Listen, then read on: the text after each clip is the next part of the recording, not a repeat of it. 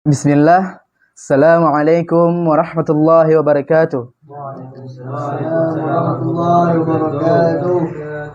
Innal hamdalillah nahmaduhu wa nasta'inu wa nastaghfiruh wa na'udzu billahi min shururi anfusina wa min sayyiati a'malina may yahdihillahu fala mudilla lahu wa may yudlil fala hadiya lahu. Thumma salatan wa salaman ala Rasulillah sallallahu alaihi wasallam wa ala alihi wa sahbihi ajma'in. Amma ba'd. Puji dan syukur kehadirat Allah Subhanahu wa taala yang di mana atas nikmat Allah yang telah diberikan kepada kita, yaitu nikmat iman, nikmat Islam, nikmat kesehatan dan kesempatan, sehingga kita dapat berhadir pada malam yang berbahagia ini di tempat yang sederhana ini, yaitu seperti biasa setiap malam Jumat melakukan bersiat yang diselenggarakan oleh Ukhuwah Fillah. Baik, pada malam ini saya akan sedikit menyampaikan tentang perjuangan taubat para pelaku maksiat. Sebelumnya, apa itu taubat? Taubat berasal dari kata bahasa Arab taba yatubu taubatan, yang berarti kembali. Yaitu dia kembali, berarti dia bertaubat. Artinya ia kembali dari dosanya, yaitu berpaling dan menarik diri dari dosanya, yaitu apabila dia setiap hari melakukan dosa-dosa yang di masa lalu, maka ketika dia bertobat, dia berhenti atas niat dia karena kecintaannya kepada Allah, dia mengazamkan di dalam hatinya untuk menyesali dan tidak mengulangi perbuatannya lagi. Itu ialah tobat. Secara syar'i tobat ialah meninggalkan dosa karena takut kepada Allah, menganggapnya buruk, menyesali perbuatan maksiatnya, bertekad kuat untuk tidak mengulanginya, dan memperbaiki apa yang mungkin dia bisa perbaiki dari dalam dirinya. Contohnya, misalnya dia membuat sebuah maksiat, contohnya ghibah. Biasanya terjadi pada santri, yaitu menggibah ustaz. Ketika dia dia mengibah ustaz setiap waktu. Ketika dia kena hukuman, mengapa ustaz kayak ini? Mengapa? Dia menyebutkan keburukan ustaz tersebut. Namun pada suatu saat Allah memberikan hidayah kepada dia. Yaitu hidayah terbagi ketiga. Yaitu hidayah yang dapat dengan kita belajar, hidayah yang dapat kita mendapatkan dengan pengalaman, dan yang ketiga, hidayah yang Allah berikan langsung ke dalam hatinya. Dan pada pelaku yang maksiat ghibah ini, ketika malam dia bermimpi menjumpai ustaz yang digibah tersebut. Maka ustaz tersebut menyatakan dia, apa alasan dia menggibah ustaz tersebut?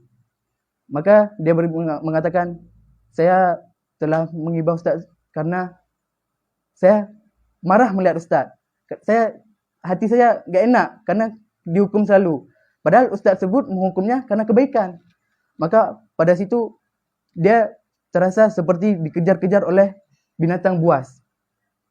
Maka saat itu besok paginya dia menganggap itu hal yang buruk. Dan kawannya ketika paginya, rupanya dalam pembelajaran ustaz menjelaskan bahwa ghibah itu adalah dosa yang tidak, dan hal itu tidak disukai oleh Allah. Maka seketika itu dia bertobat, mengazam dalam hatinya untuk tidak mengulangi perbuatannya. Namun biasanya ketika orang yang sudah terbiasa melakukan maksiat, dia akan, walaupun dia sudah bertobat, kemudian hari pasti akan melakukan hal tersebut. Maka ketika dia melakukan hal tersebut, maka dia wajib bertobat kembali. Dan tobat yang menurut Syekh Muhammad bin Salih As-Sumaini, menurut Syekh Muhammad bin Salih Utsaimin, beliau mengatakan tobat yang diperintahkan oleh Allah Subhanahu wa taala yaitu tobat nasuha yang mencakup 5 syarat. Pertama, hendaklah ia tobat dengan dilakukan dengan ikhlas. Artinya yang mendorong dia untuk bertobat adalah kecintaannya kepada Allah. Ketika Allah mencintai dia, maka itulah cinta yang terbesar yang dia dapatkan. Maka apabila seseorang hamba dicintai oleh Allahnya, dia menolak cinta Allah, maka itu sangatlah rugi. Coba bayangkan ketika seorang yang kamu cintai, kamu mengatakan cinta kepadanya, dia menolaknya. Bagaimana perasaannya? Allah begitu juga. Maka ketika Allah mencintai hambanya, terimalah cinta Allah tersebut. Ambil cinta Allah tersebut. Jangan kau sia-siakan cinta Allah. Maka itu cinta yang terbesar yang kau dapatkan. Yang kedua, menyesali serta merasa sedih atas dosa yang pernah dilakukan. Dia pasti setelah melakukan dosa tersebut, dia akan merasa sedih karena dia telah melanggar perintah Allah. Meninggalkan perintah Allah dan melakukan hal yang dilarang oleh Allah. Maka ketika dia melakukan tersebut, dia harus menyesali dengan sebenar-benarnya dan berhenti untuk melakukan tersebut. Yang ketiga, berhenti melakukan perbuatan tersebut. Jika dosa tersebut disebabkan karena ia melakukan hal yang diharamkan, maka dia langsung meninggalkan perbuatan haram tersebut seketika juga. Maka apabila dia misalnya hari ini dia berbuat maksiat, dia mengatakan, alah besok aja taubat. Apakah besok malam itu sebelum dia sempat bertobat, apakah dia masih bisa kita bilang masih mempunyai waktu yang sempat untuk bertobat? Belum tentu. Karena umur kita tidak ada yang mengetahui. Karena itu rahasia Allah. Maka apabila ada niat taubat tertumbuh dalam hati, maka laksanakanlah. Yang keempat, bertekad untuk tidak mengulangi dosa yang tersebut. Apabila seseorang sudah bertobat, dia pasti akan bertekad di hatinya tidak akan mengulangi perbuatan tersebut. Dan apabila seperti saya sudah katakan tadi, orang yang sudah terbiasa melakukan perbuatan tersebut, walaupun dia bertekad dalam hatinya, namun sudah menjadi kebiasaan, pasti akan terulang. Maka ketika berulang, maka dia harus bertekad dalam hatinya tidak mengulanginya. Sampai walaupun hal itu terjadi beberapa kali. Karena Allah dalam surat Az-Zumar mengatakan, dalam surat Az-Zumar ayat 53 mengatakan, "Qul ya ibadi alladzina asrafu ala anfusihim la taqnatum min rahmatillah. Innallaha yaghfiru dzunuba jami'a innahu ghafurur rahim." Allah mengatakan pada dalam surat Az-Zumar ayat 53 yang artinya katakanlah hai hamba-hambaku yang melampaui batas, yaitu kita sendiri yang melampaui batas karena kita sudah Allah perintahkan supaya mengerjakan perintahnya dan meninggalkan larangannya. Kita mengingkari apa yang Allah telah perintahkan.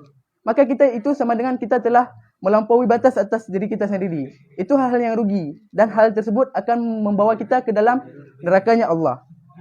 Maka Allah, walaupun kita sudah melakukan sedemikian, walaupun kita menganggap dosa kita sudah sebesar gunung, maka ingat kata Allah, janganlah kamu berputus asa dari rahmat Allah. Sesungguhnya Allah Maha mengampuni semua dosa. Jadi apapun dosa yang kau berbuat, walaupun itu sebesar gunung, seluas laut, apabila kamu betul-betul bertobat, Allah akan mengampuninya. Sesungguhnya dialah yang Maha Pengampun lagi Maha Penyayang. Betapa besarnya cinta Allah kepada makhluknya. Maka apa yang harus kita ragu dengan cintanya Allah?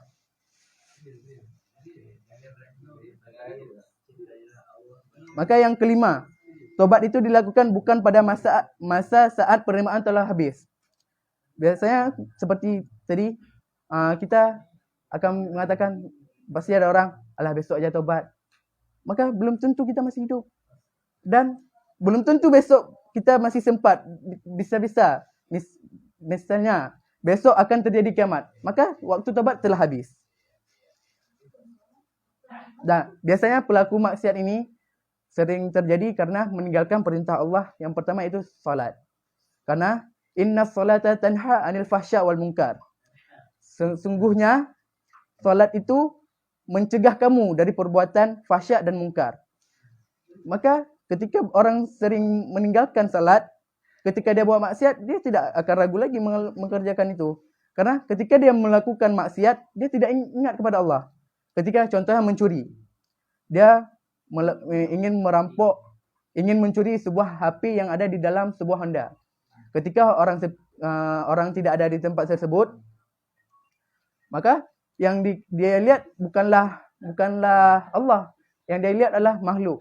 Ketika orang tidak ada, maka dia melakukan tersebut. Dia lupa bahwa Allah Maha melihat, Maha mengetahui. Makanya ketika pelaku maksiat itu mengerjakan maksiat, pasti dia lupa akan Allah. Maka ketika dia mendapat hidayah dari Allah untuk bertobat, maka segeralah tobat. Karena cinta Allah sangat besar bagi orang-orang yang diberi hidayah untuk bertobat.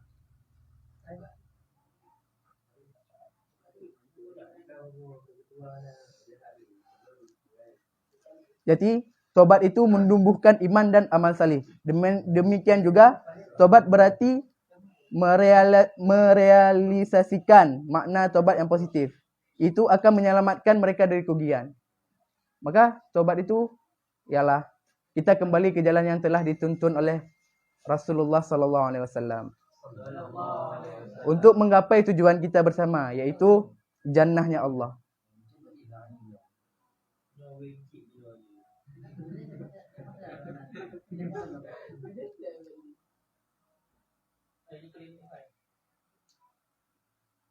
Maka tantangan para pembuat maksiat itu ketika dia bertobat, pasti ada tantangannya. Allah akan menguji orang yang bertobat dengan beberapa hal. Contoh kecilnya. Ketika biasanya dia nongkrong di warkop, dia meninggalkan salatnya. Dia salat zuhur enggak ada, salat asar enggak ada, lalu bermain, ada yang main game, ada yang wing chip, banyak hal yang dilakukan lah, kelalaian. Dan apabila pada saat dia mengetahui itu salah dan dia bertobat, maka pada hari kedepannya ketika dia sudah bertobat, ketika azan berkumandang, dia langsung menuju ke masjid untuk melaksanakan perintah Allah. Maka kawan-kawan di sampingnya mengatakan, mau ke mana? Mau ke masjid. Allah soalim. Itu adalah hinaan yang diberikan oleh kawannya sebagai ujian baginya. Bagi orang yang dihina seperti tersebut, tidak usah dibawa, tidak usah pen. Biarkan mereka mengatakan apa, biarkan manusia menganggap kita apa. Yang penting di mata Allah kita tidak salah. Dan banyak juga hal-hal yang diuji oleh Allah. Seperti ketika suatu orang berniat untuk menghadiri sebuah majelis ta'lim. Dia ingin berniat untuk menambah ilmunya supaya taubatnya, keimanannya bertambah. Namun pada saat bersamaan, kawan dia, sahabat dia mengajak dia untuk bermain. Ini sahabat yang biasanya selalu berdua, mengajak bermain.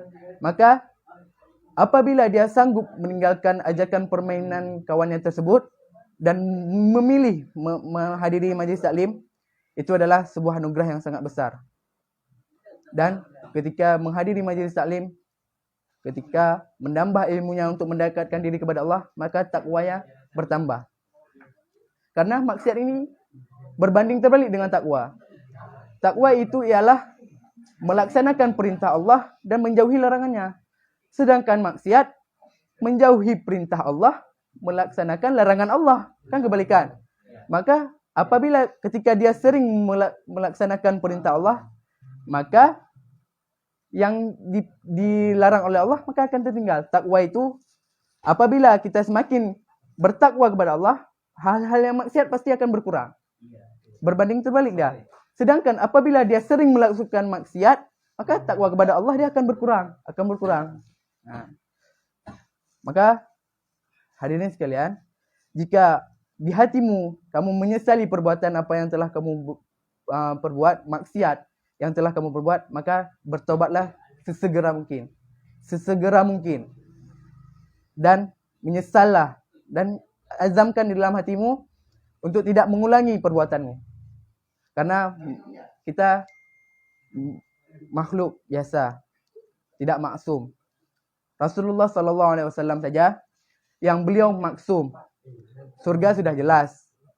Beliau sehari tidak kurang beristighfar dari 100 kali. Sedangkan kita maksum tidak. Surga 64. Ini beristighfar aja nggak mau. Apa gunanya? Bagaimana malu kita terhadap Rasulullah sallallahu alaihi wasallam? Beliau yang jelas surganya maksum, tidak ada dosa, beliau masih beristighfar kepada Allah. Sedangkan kita yang dosa kita bilang banyak, dosa surga belum jelas, malas untuk bertobat. Maka demikianlah kita setidaknya sehari beristighfar minimal 100 kali, mencontohkan Rasulullah sallallahu alaihi wasallam. Dan sekian yang bisa saya sampaikan. Ada yang ingin bertanya?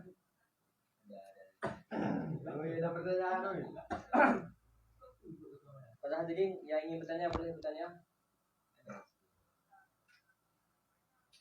Oh, ada yang Ustaz. Ya, silakan. Cinta kepada orang tua gimana Ustaz? Bagaimana menurut Ustaz? Maksudnya? Mungkin cinta kepada orang tua, maksudnya mungkin dia kurang cinta sama orang tua, sehingga apa cara yang mendorongnya di pada orang tua, mungkin seperti itu. Kalau cinta kepada orang tua, maka ingatlah apa yang telah dilakukan oleh orang tua kita semasa kita kecil. Kita tidak mampu untuk membayar apa yang jadi payah orang tua kita lakukan. Contohnya ibu. Walaupun kau membawa ibumu, menggendong ibumu dari Aceh ke Mekah, bawa pulang lagi, itu tidak dapat menggantikan hal yang telah dilakukan ibumu terhadapmu waktu kecil. Maka berpikirlah, jika kamu mengingkari orang tuamu, tidak mencintainya, ingatlah siapa yang berada di sampingmu waktu dulu. Pasti semua hakikat manusia akan merasa bersedih jika dia merenungkan apa yang perjuangan orang tua dia lakukan pada masa dulu. Sekian. Ada pertanyaan lain? Silakan Tengku Aziz. Jadi kira-kira yang masalah warkop masalah warkop tidak salah berarti masalah kan dan ataupun tempat orang di daerah ini ataupun tempat kecil salah dan pada salah yang pada salah mesti ini maghrib bang maghrib untuk waktu ini yang tak payah di bang cuma waktu bayangan pihak warkop tidak menyediakan tempat salat yang salah dia bukan warkop nyo dah jaga dia habis waktu kan dia terbayang enak ada tempat terbayang Maghrib. yo Maghrib dalam mutim saya. Dalam tempat terpencil.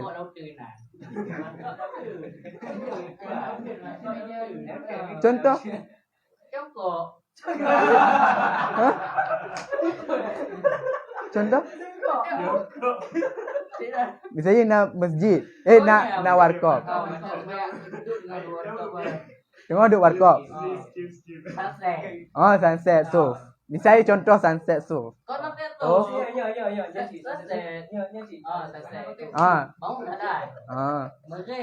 Maghrib. Tapi tempat tersebut tidak menyediakan musalla. Tidak menyediakan musalla. Jadi ya sembahyang di habis waktu sembahyang kita sembahyang. Kenapa sebelum sampai waktu salat kenapa tidak? Itulah, waktu sampai itu kan lagi menikmati nama aja kan manusia lah. Itu lupa. Maka hal yang waktu itu enggak ada dengar azan itu.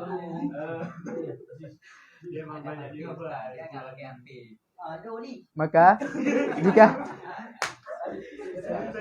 apabila misalnya ada sebuah warkop, misalnya tempat santai lah, tempat hiburan yang berada di tempatnya kita bilang contohnya di Lunga misalnya.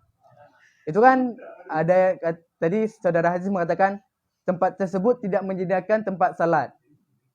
Dan tempat masjidnya jauh di tempat tersebut.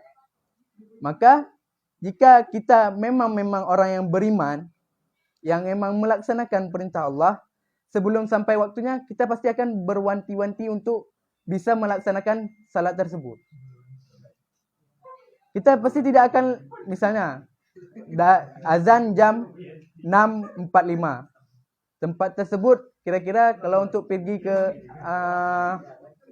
ke tempat salat sekitar 15 menit.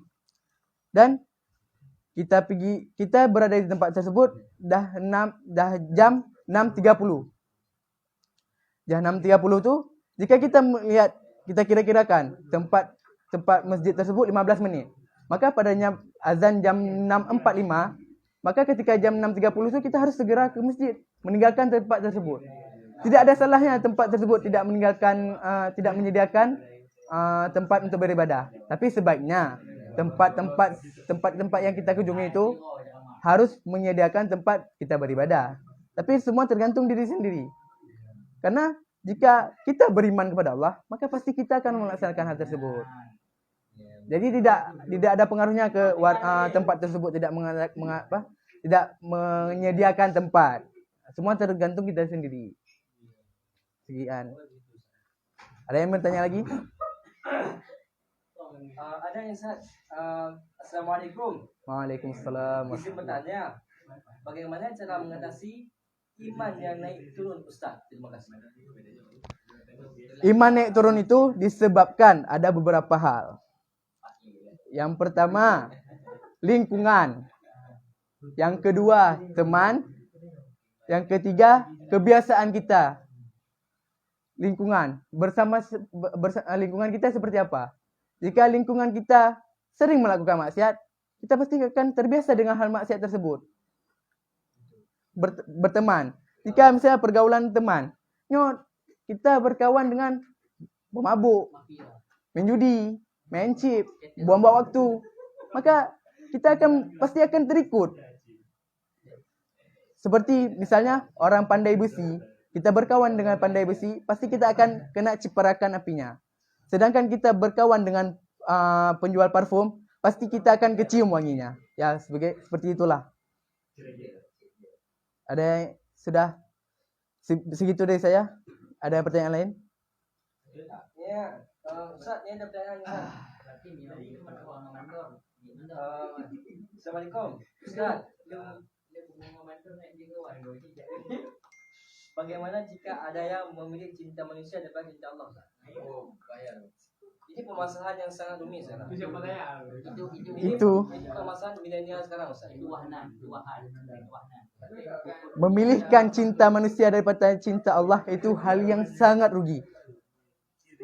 Cinta manusia itu hanya sementara.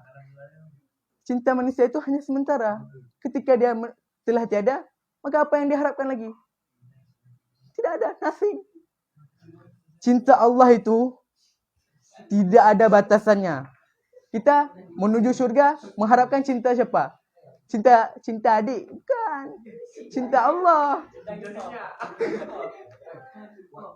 Cinta Allah lah yang kita harapkan. Walaupun tidak ada satu pun di dunia ini yang mencintai kita, kita haraplah cinta Allah. Karena cinta makhluk itu tidak perlu. Tidak butuh kita kepada cinta makhluk itu. Butuh, tapi tidak sebutuh cinta Allah kepada kita. Karena cinta manusia itu bersifat sementara. Ada cinta karena cantik. Dah tua, dah pasti akan berubah. Kecintaannya pasti akan berubah. Akan berkurang. Maka apabila cinta terhadap makhluk karena cintanya kepada Allah, itu berbeda. Jika cintanya kepada seseorang karena cinta dia karena seseorang tersebut ketaatan kepada Allah, itu insya-Allah akan terjaga. Sekian. Ada yang ingin bertanya? Ustaz, ini ada dua lagi. Beberapa lagi dah. Ustaz, bisakah kita tidak mencintai makhluk Ustaz? Jadi Ustaz tadi bilang kita harus cinta manusia.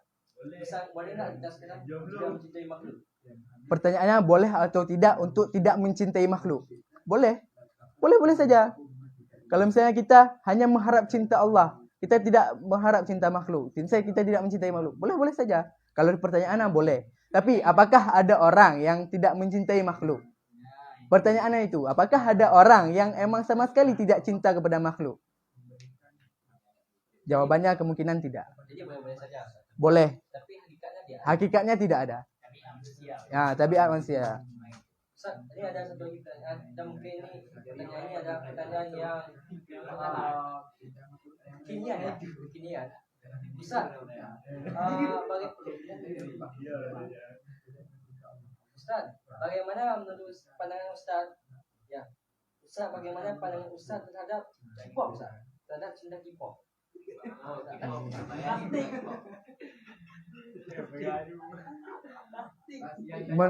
Yang K-pop tersebut, kalau hal masalah K-pop, cinta terhadap K-pop, alasannya cinta kepada K-pop itu apa? Kan itu biasa, Ustaz. Bisik.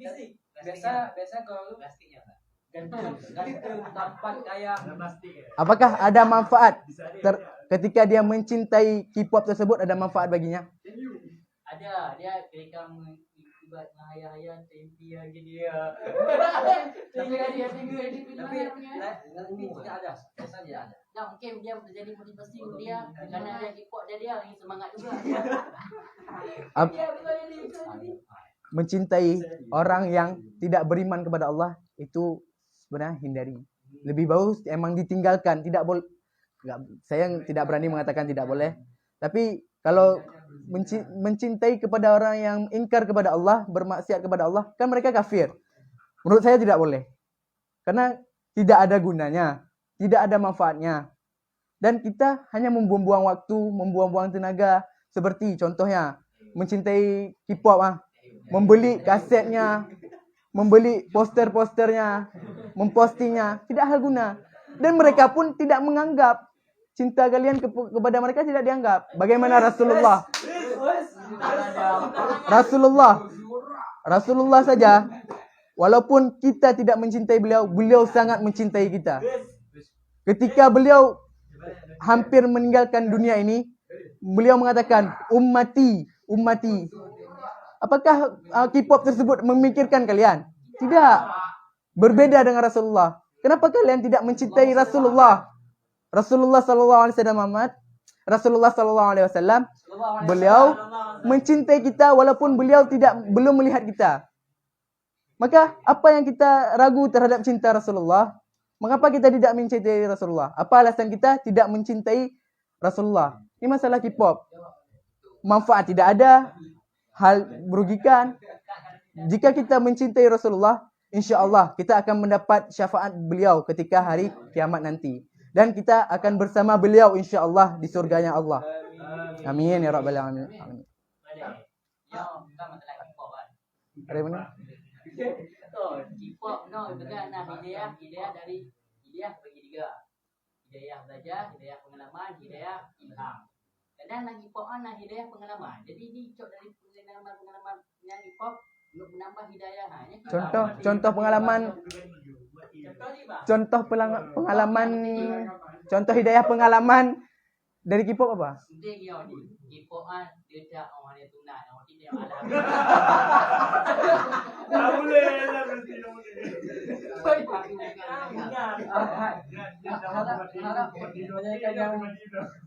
Penting saja. Silakan. Jadi kita apa yang K-pop yang di dalam kehidupan ni yang orang ni cok yang macam yang jadi kebaikan dia kena yang memberikan.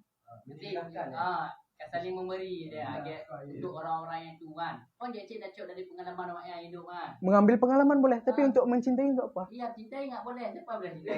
Makanya mencintai K-pop itu hal yang tidak berguna. Itu menurut saya. Dan mencintai orang yang bermaksiat kepada Allah dan ingkar kepada Allah memang tidak boleh. Setahu saya seperti itu. Jadi Ustaz, dia orang Pak Tagala kan? Tang K-pop ni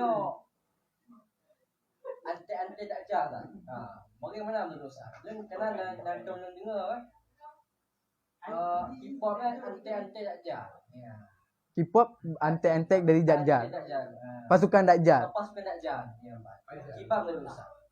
Kalau itu saya masih tidak mendapat info, tidak mendapat referensi tentang bahwa tidak ada bukti untuk saya mengatakan bahwa K-pop itu apa?